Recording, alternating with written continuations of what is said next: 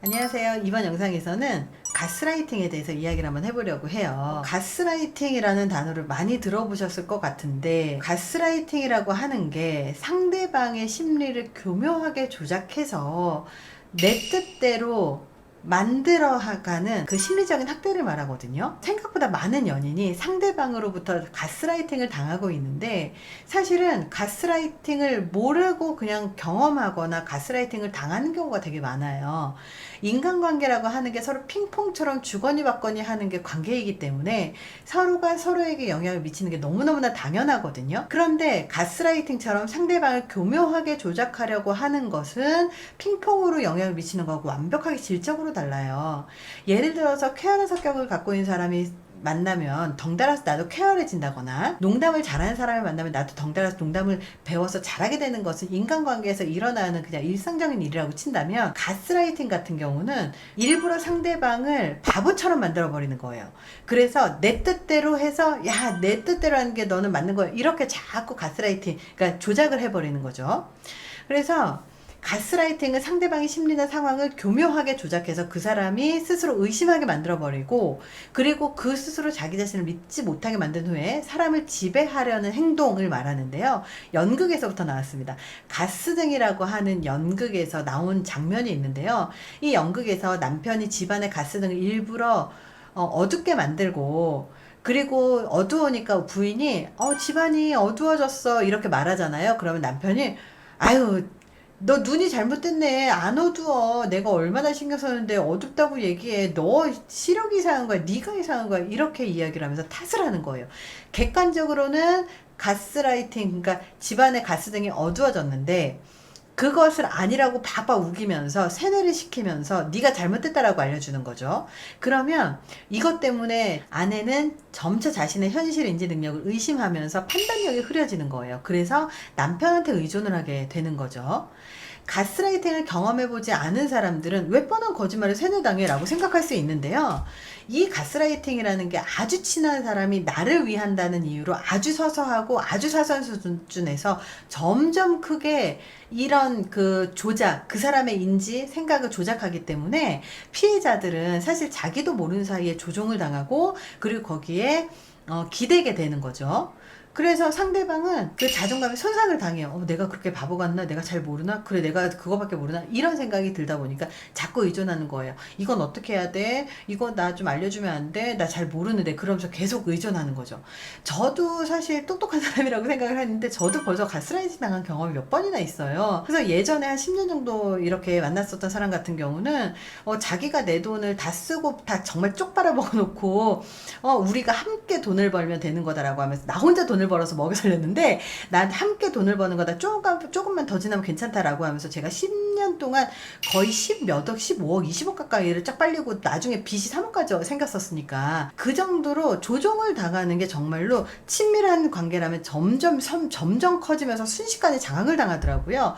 그래서 제가 거기서 딱 다 빠져나오고 나서 그 다음부터 사람을 만났을 때 저 사람은 나를 있는 그대로 존중하는 사람이냐 아니면 나를 부정하는 사람이냐를 먼저 보게 되더라고요. 그래서 자꾸 나를 부정하는 사람들을 안 만나기 시작합니다. 가스라이팅은요, 나를 부정하는 거에서부터 시작을 하기 때문에 그런 사람들은 절대 만나면 안 돼요. 연인 사이에 정말로 빈번하게 일어나기 때문에, 특히 나르시스트가 연인을 조종하는 경우가 많고 착취하기 위해서 사용합니다. 착취가 중요해요. 그래서 정서적이든 신체적이든 뭐가 됐든 착취를 하기 때문에 그런 단어들을 사용하는 것을 조심해야 되는데, 내가 아니면 너를 감당할 수 있겠니? 나만한 남자 만나기 힘들다. 야, 너네 이 부분만 빼면 완벽한데 이 부분이 진짜 문제야. 너를 사랑해서 하는 말이야. 너 어디 아픈 거 아니야? 누가 그런 말 했다고 그래? 너 그렇게 하는 거 아니야. 너 되게 이기적인 거 알아? 실제로는 남자가 이기적인데 여자한테 이기적이라고 얘기한다거나, 실제로 여자가 이기적인데 남자를 너 보고 이기적이라고 얘기한다거나, 이렇게 남 탓을 굉장히 잘해요. 이런 거죠. 내 기억으로는 우리 그날 일정이 있어 데이트 취소했는데 혼자 얘기를 하는 거예요. 상대방은 취소한 기억이 없어요. 근데 이런 걸 여러 번 하다 보면 뭐라고 얘기하냐면, 야, 너 정말 기억력이 이상한 거 아니야? 너 머리 좀 너무 기억이 안 되는 것 같아. 너 치매 온 거 아니야? 설마? 막 이러면서 정말 정말 나 혼자 빡빡 우겨놓고 상대방을 이상한 사람 만들어버리거든요. 야, 너 혼자 상상하고 소설 쓰지만 아무 일도 없었어. 실제로는 바람 폈는데 이렇게 거짓말을 하는 거죠. 야, 너 진짜 굉장히 불안정한 거 알지? 너 지금 당장 병원 가서 상담받아야 돼. 이렇게 얘기를 하는 거예요. 그래서 이렇게 가스라이팅을 당하잖아요. 그러면 피해자들이 그걸 따라가게 돼요. 근데 심리를 조종하는 사람들이 결국은 조정해서 그 사람들을 착취하고 빨아들이기 위하기 때문인데, 가스라이팅의 피해자들이 보통 공감 능력이 높고 사람을 좋아하고 사람을 잘 믿는 특성이 있어요. 그 상대방을 지나치게 이해하려고 노력하고 지나치게 착한 거죠. 그래서 나르시스트나 소시오패스들이 이 사람을 타깃으로 선택을 하는 이유가 뭐냐면 온순한 성격이 있기 때문이죠. 그리고 이런 사람들은요, 사랑받고 싶고 인정받고 싶은 욕구가 크기 때문에 상대방을 더 이해하려고 하는 경우들이 되게 많아요. 가스라이팅의 대처 방법이 있는데요. 가스라이팅이 정서적 학대라는 거를 명확하게 인지하셔야 돼요. 저는 친구라고 하는 사람한테도 가스라이팅을 당한 적이 있어요.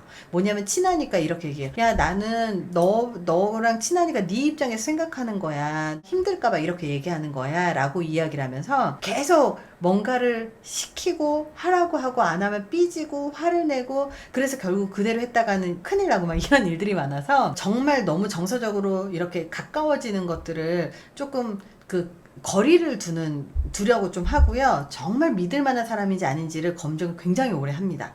그래서 가스라이팅 학대가 지속되면 피해자는 혼란하고 불안하고 고립감도 생기고 우울감도 생겨요. 그렇기 때문에 실제로 무슨 일이 일어나는지에 대한 감각이 사라지기 때문에 현실을 파악하기가 너무 어렵거든요. 그래서 이거를 벗어나기 위해서는 내가 수용할 수 있는 범위의 기준을 분명하게 정해야 돼요. 이 사람이 내 탓을 하기 시작하면 그 사람 만나지 않는다라든지, 그리고 객관적으로 얘기를 하더라도 이 상황에 대해서 정확하게 신뢰할 수 있는 데이터를 주고 대화를 한다면 대화를 받아들이지만, 무조건 네 탓이야, 너 때문이야, 너 왜 그랬어, 너 되게 이기적이야, 이런 단어를 쓰는 사람들을 안 만난다라든지 이런 식으로 저는 규칙을 정하기 시작했습니다.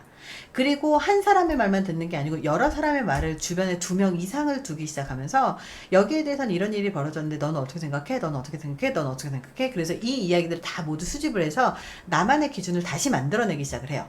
그래서 다른 사람이 아니라 나를 스스로 인정하고 믿어야 되거든요. 그래서 나에 대한 이런 인정이 되게 중요하고요. 상대방과의 관계를 언제든지 끊어낼 수 있다라는 생각을 하고 계셔야 돼요. 그래야 그렇게 가스라이팅을 하는 사람들을 끊어낼 수가 있습니다.